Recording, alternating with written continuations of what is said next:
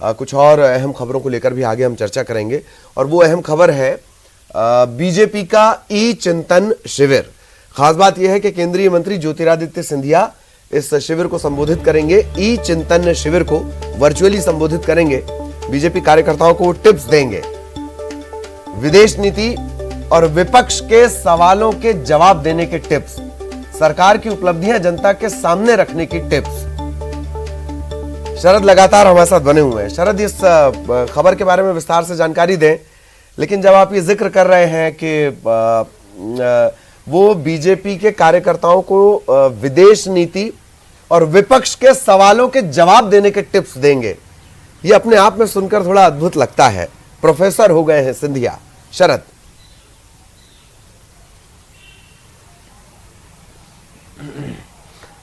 बिल्कुल सही कहा है और शायद ये अद्भुत लगने का अनुभव जो कह सकते हैं, या उस बात को कहने की बात जो है जी, उसमें अगर हम देखें तो एक उदाहरण जो आमतौर पर पत्रकारिता में या आम बोलचाल में दिया जाता है कि गंगा में अब बहुत पानी बह चुका है और वो बहुत आगे निकल चुका है। तो अतीत के साथ जोड़कर कोई भी बात जब भी याद की जाएगी तो फिर वो अजीब लगेगी, और उनके बीजेपी में शामिल होने के बाद के पहलुओं को देखेंगे तो फिर यही नज़र आएगा कि वो राज्यसभा के सांसद बने, फिर वो मंत्री भी बने, और अब वो बीजेपी के जो कार्यकर्ता हैं उनको प्रशिक्षण भी दे रहे हैं।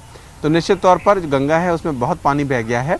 इस खबर के बारे में अगर मैं आपको जानकारी दूं तो दरअसल बीजेपी ने एक पूरी जो प्रशिक्षण की श्रृंखला है वो चलाई है कोरोना के काल के दौरान में, जिसमें उनके अलग अलग नेता पहले प्रदेश स्तर के पदाधिकारियों को संबोधित करते हैं, फिर जो प्रदेश स्तर के पदाधिकारी हैं या प्रदेश के बड़े नेता हैं वो जिला स्तर के जो कार्यकर्ता हैं, पदाधिकारी हैं, उनको संबोधित करते हैं। चूँकि ये वक्त दरअसल कोरोना का है, इसलिए ई चिंतन शिविर इसको नाम दिया है। वर्चुअली कार्यकर्ता जुड़ते हैं। इससे पहले जो विदेश मंत्री हैं एस जयशंकर, वो भी इसी विषय पर जो मुख्यमंत्री हैं राज्यों के उनको संबोधित कर चुके हैं।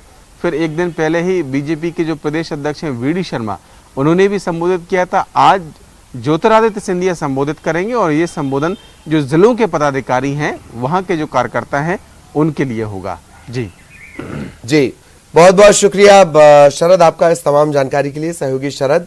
और आपको समझ आ गया होगा, शरद ने पुरानी तस्वीरों का जिक्र किया। एक गमछा जो बहुत चर्चा में रहा कि कैसे वो एक पार्टी से हटकर दूसरी पार्टी का गमछा, और ऐसा लगता है कि अब उस व्यवहार को भी सिंधिया अडॉप्ट कर चुके हैं पूरा। इधर प्रदेश में उपचुनाव के लिए बीजेपी और कांग्रेस ने कमर कस ली है। सीएम शिवराज भोपाल में बीजेपी ऑफिस पहुंचे।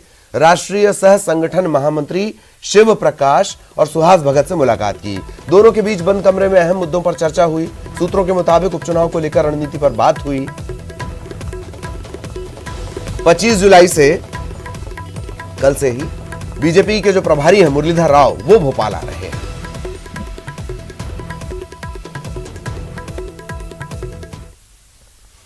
प्रदेश में होने वाले उपचुनाव को लेकर